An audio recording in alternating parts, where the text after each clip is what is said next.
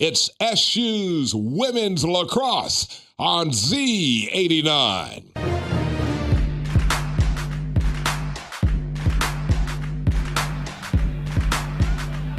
Back at Sholkoff Field in Ithaca, New York, an 11-5 lead for Syracuse over Cornell. I'm Cooper Boardman alongside Jack McMullen. Pleasure to have you here along with us for some women's lacrosse action between two central New York foes. Off a Cornell timeout, the Big Red will have the ball moving right to left in their home white uniforms. Head coach Jenny Grapp, in her 21st season at the helm of the Big Red, wanted to talk things over.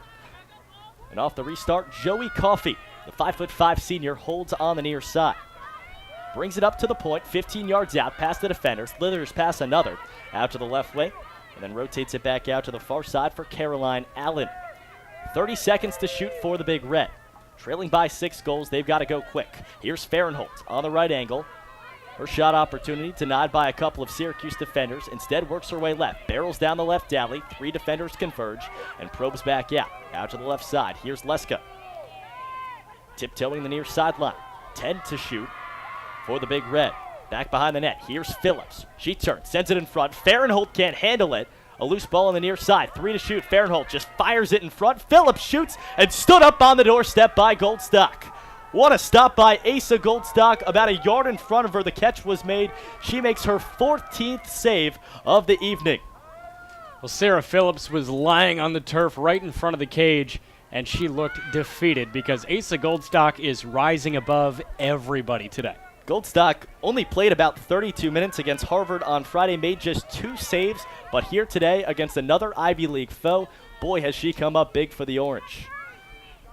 Cornell offense with just 5 goals this afternoon.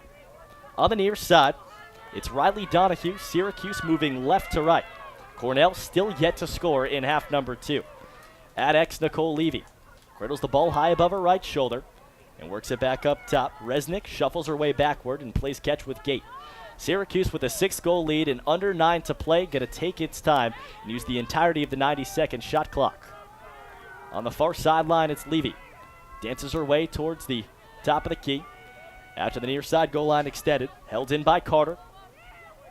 And then thrown back behind. Out to the left wing. Here's Taylor Gate. Sends it back down low. Centering feed. Caught by Harris-Chuck, and she bounces it home. Katie McGann had no chance on that one.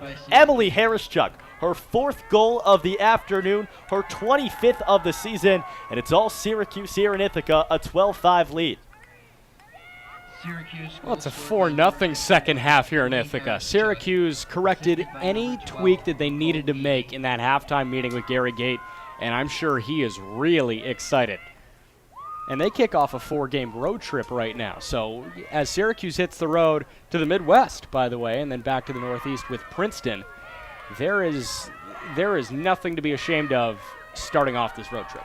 Well, Emily Harris-Chuck, the sophomore, at 5'8", made the catch right in front of the crease, and an easy pitch and catch, a great finish. And as a result, Cuse up 7 with 8:33 to play, and the Cuse 8:33 away from its 6th win of the season. Syracuse team that went 13-5 in the regular season a year ago entered the ACC tournament as the 2 seed before falling to the number 1 seed UNC in the final.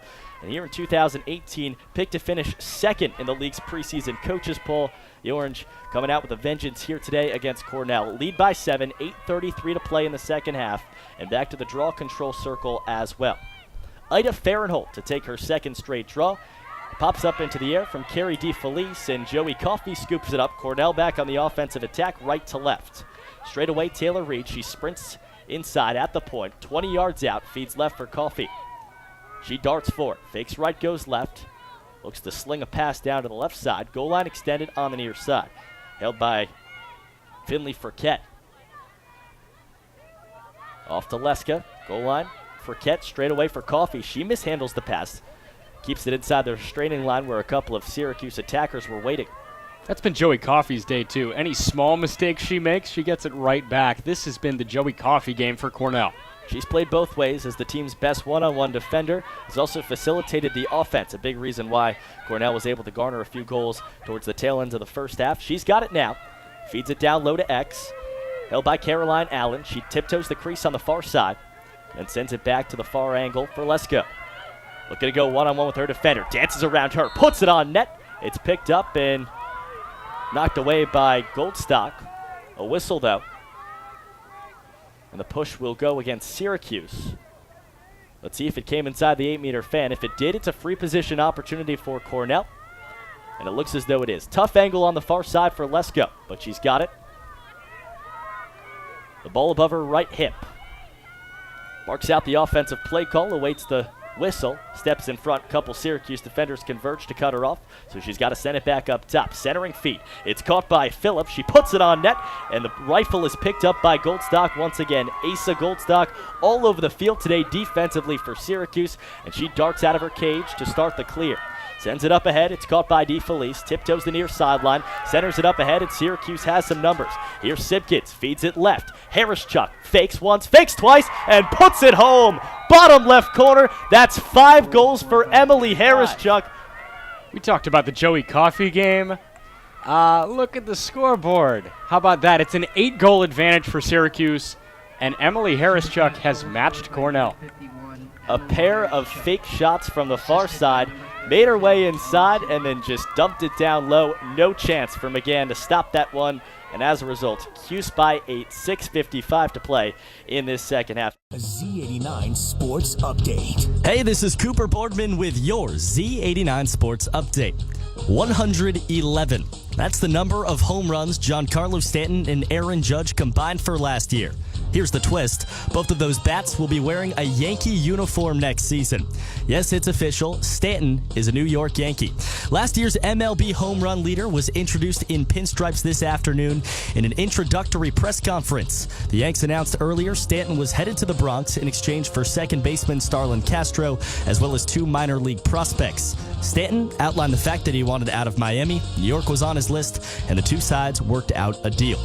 In football, some huge injury news for a couple signal callers. Eagles quarterback Carson Wentz out for the season with a torn ACL. Jets QB Josh McCown also done for the year with a broken hand. Wentz's ligament tear ends an MVP caliber season for the second-year man. He leads the NFL with 33 touchdowns and has thrown for more than 3,000 yards. McCown was also in the midst of the best season of his career. He set career highs in completions, passing yards, and touchdown passes. Bryce Petty is expected to get the start for the Jets on Sunday. More football news. Syracuse wide receiver Steve Ishmael was named a third-team All-American today. For the second straight year, a Cuse wideout has earned third-team honors. Amba Editawa received the award last year. And don't forget, Ishmael broke Editawa's single-season school record for receptions in 2017. Looking ahead to tonight, the Patriots battle the Dolphins on Monday Night Football. New England can clinch the AFC East with a road win. In hockey, the Rangers host the Stars. The Blue Shirts have won 10 of their last 11 inside the Garden. Cooper Boardman, Z89 Sports.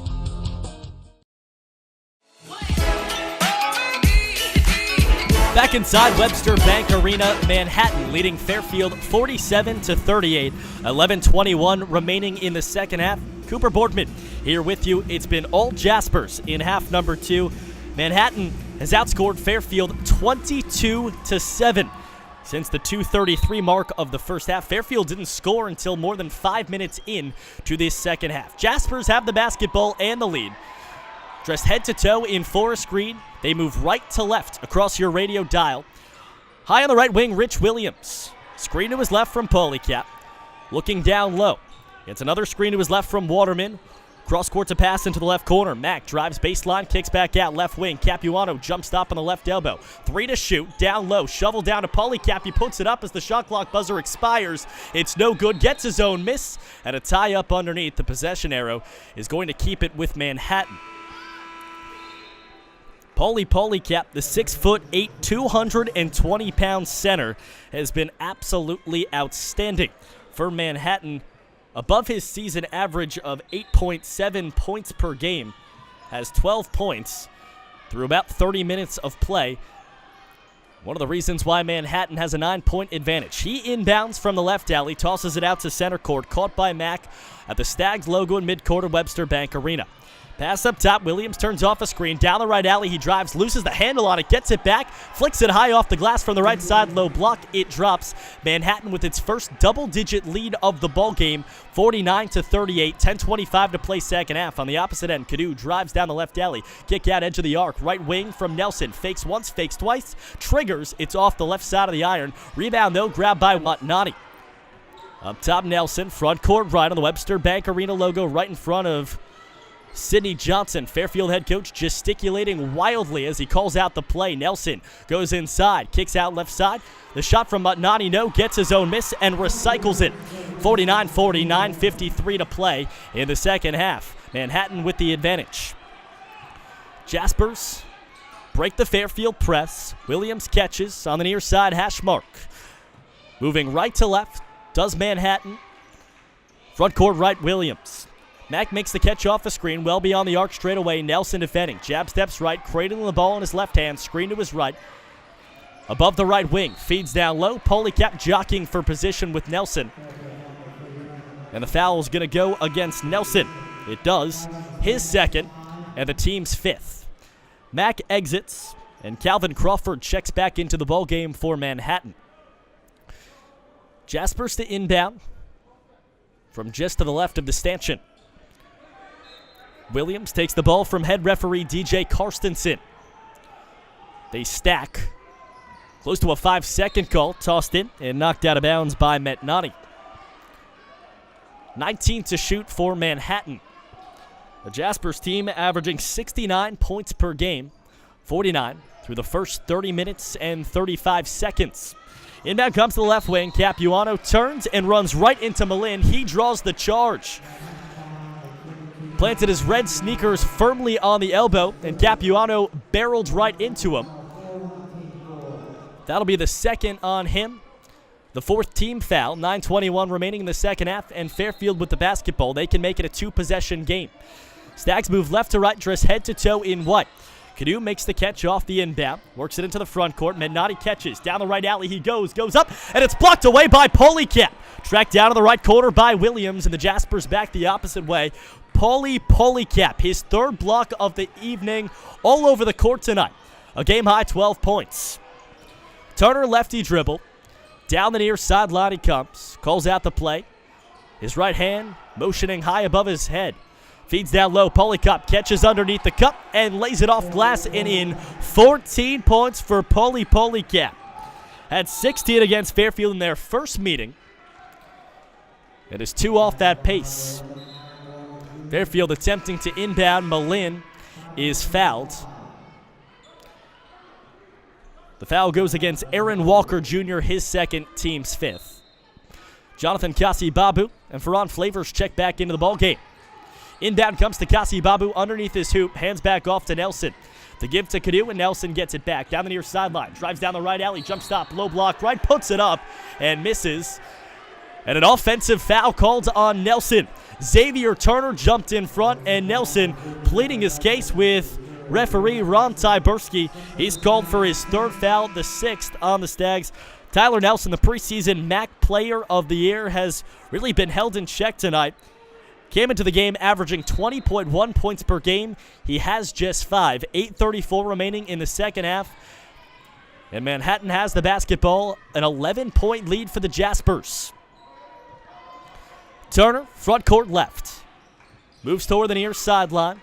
Work back up top, rotated to the right wing for Williams. Around a defender he goes. Jump stop, right side, low block. His jumper, no good. One-arm rebound snatched down by Crawford, and the loose ball goes right into the midst of Turner, who backs it out to the Stags logo at midcourt. Clock nearing 8 minutes in the second half. Manhattan leading 51-40.